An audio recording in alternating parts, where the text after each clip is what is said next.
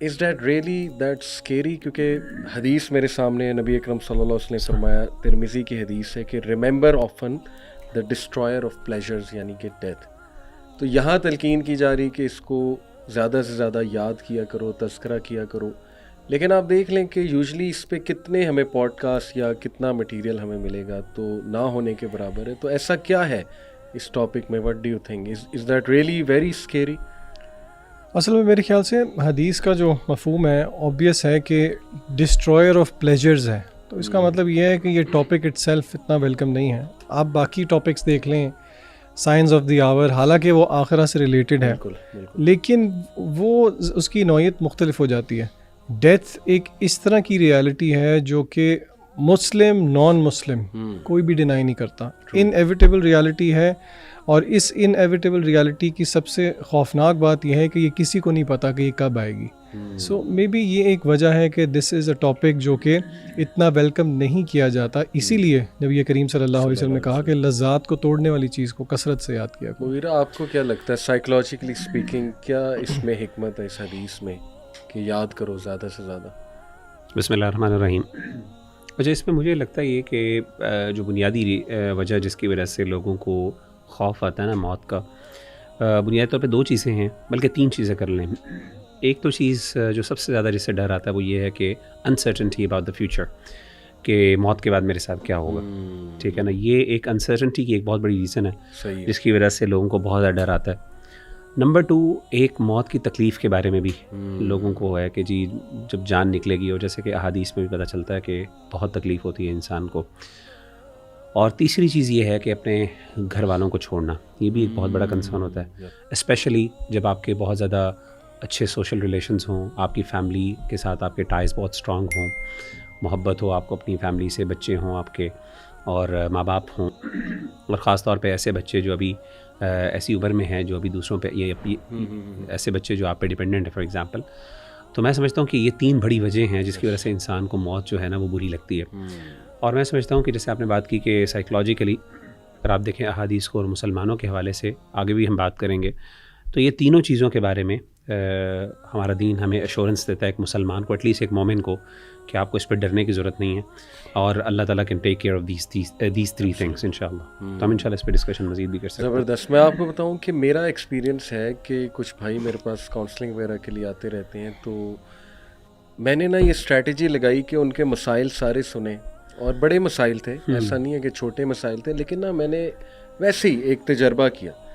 میں نے ان کا یار کیپنگ دیز ایشوز اسائڈ، ابھی اگر آپ مر جاتے ہیں تو کیا اس سے بڑا کوئی آپ کی زندگی میں حادثہ یا اس سے بڑا کوئی المیہ ہو سکتا ہے؟ تو ایک دم نا میرا چہرہ دیکھنے لگ گئے کہ جیسے میں نے کوئی بہت ہی آؤٹ آف دا باکس بات کر دی. میں نے کہا نہیں، سوچیں تو صحیح.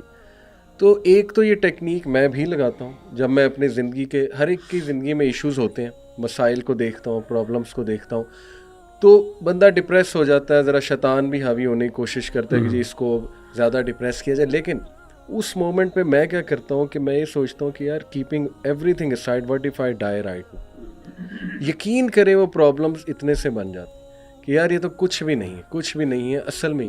تو میرا خیال سائیکلوجیکلی اسپیکنگ اس کا نا بڑا امپیکٹ ہے کہ آپ ڈیتھ کو جب سوچنے لگ جائیں، سامنے لے آئیں، سوچیں اللہ سے ملاقات ہونی ہے، کیا پریزنٹ کروں گا، سوال ہوگا مجھ سے وغیرہ وغیرہ، تو ایوری تھنگ جو ہے نا وہ میرا خیال سے سائڈ پہ ہو جاتا ہے. تو آپ نے ماشاء اللہ بات کی کہ انسرٹنٹی، کہ میرے ساتھ کیا ہوگا، اور یہ واقعی بہت ایک ڈر ہوتا ہے انسان کو.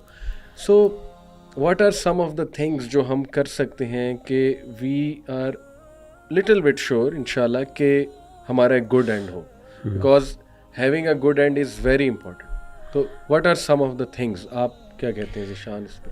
اس کے بارے میں وہ دعا بھی ہمیں علماء سکھاتے ہیں نا کہ اللہم انا نسألک حسن الخاتمہ، گڈ اینڈنگ.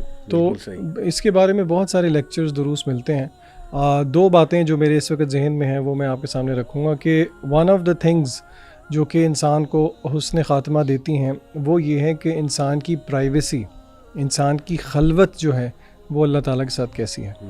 جس کی خلوت اللہ تعالیٰ کے ساتھ اچھی ہوئی، جس کی خلوت میں گناہ نہ ہوئے، تو علماء کہتے ہیں یہ اس بات کی نشانی ہے کہ اللہ تعالیٰ آپ کو حسن خاتمہ دے گا.